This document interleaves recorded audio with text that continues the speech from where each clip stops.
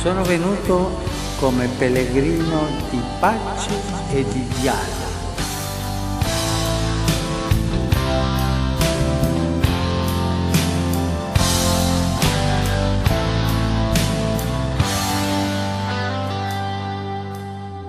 E anche le ferite più profonde possono essere sanate da un percorso che purifichi la memoria e dia speranza per l'avvenire.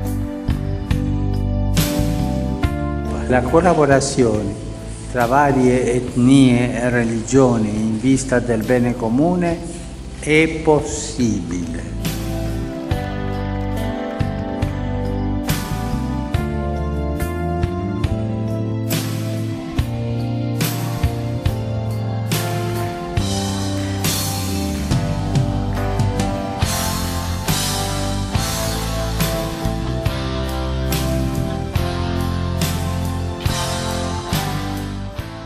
Oggi, cari fratelli e sorelle, si leva ancora una volta da questa città il grido del popolo di Dio e di tutti gli uomini e le donne di buona volontà.